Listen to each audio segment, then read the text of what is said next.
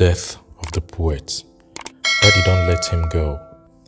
I was driving from Enugu to Ogidi one afternoon, where I lived following the bombing, with my car radio tuned to Lagos. Like all people caught in a modern war, we had soon become radio addicts. We wanted to hear the latest from the front. We wanted to hear what victories Nigeria was claiming next, not just from NBC Lagos, but even more ambitiously from Radio Kaduna.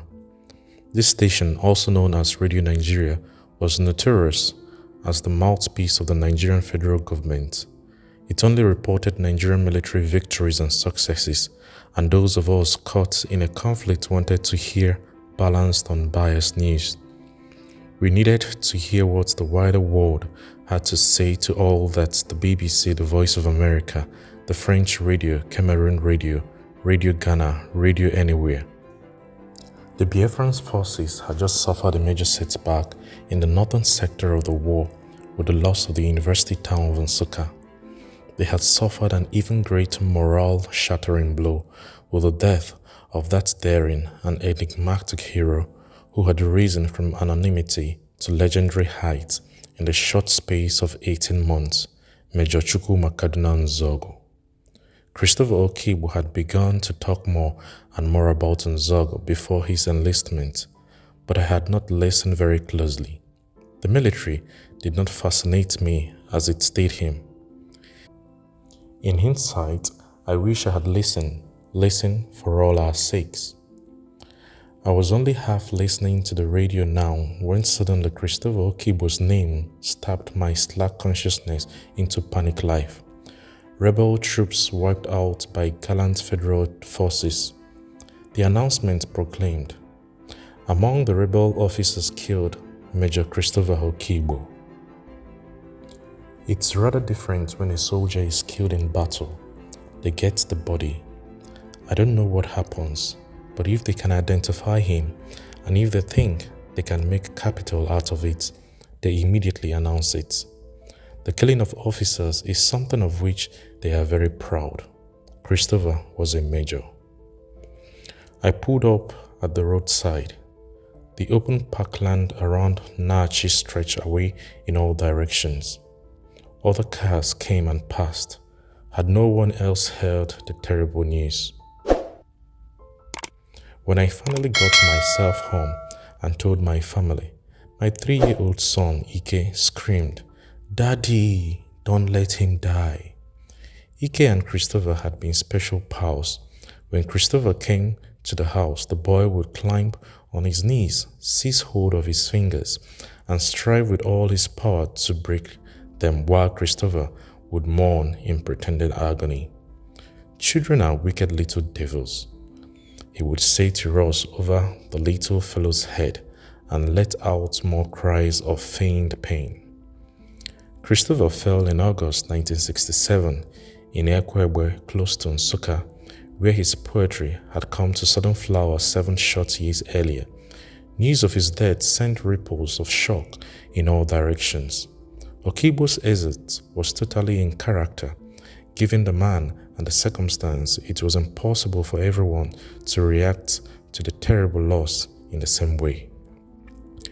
The varied responses, I think, would have pleased Okigbo enormously, for he enjoyed getting to his destination through different routes.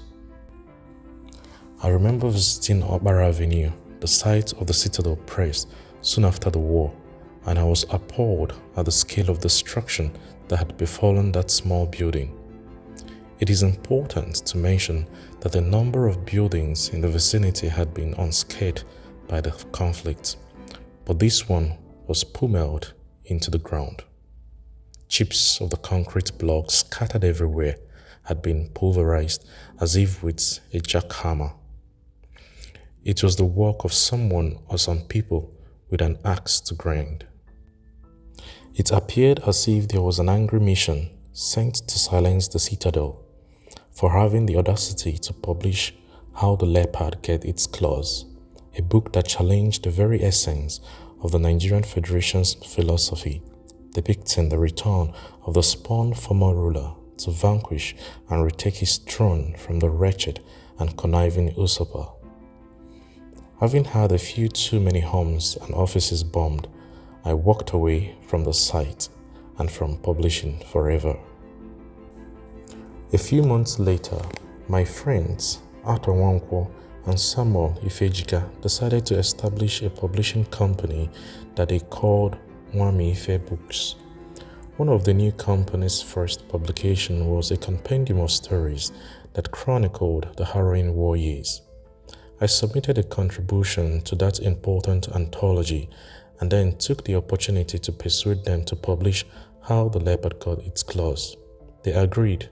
The talented Scandinavian Per Christiansen illustrated for the work and effectively united the prose and poetry in a visual consonance. I was grateful to see the manuscript Christopher and I had worked so hard on back in print. Mango Seedling. Through glass window pane. Up a modern office block, I saw 2 floors below, a wide jutting concrete canopy, a mango seedling, newly sprouted purple, 2-leaved, standing on its budd's black yolk. It waved brightly to sun and wind between rains, daily regaling itself on seed yams prodigally. For how long? How long the happy waving from precipice of rain-swept sarcophagus? How long the feast on remnant floor at pot bottom? Perhaps, like the widow of infinite faith, it stood in wait for the holy man of the forest, shaggy head powered for eternal replenishment, or else it hoped for old tortoise miraculous feast on one ever-recurring dot of cocoyam set in a large bowl of green vegetables, this day beyond fable, beyond faith. Then I saw it poised in courageous impartiality between the primordial pearl of earth and sky, striving bravely to sink roots into objectivity mid-air in stone. I thought the rain, prime mover to this enterprise, someday would rise in power and deliver its reward in delirious waterfall towards earth below. But every rainy day little playful floods assemble on the slab, danced, parted round its feet, united again and passed. It went from purple to sickly green before it died.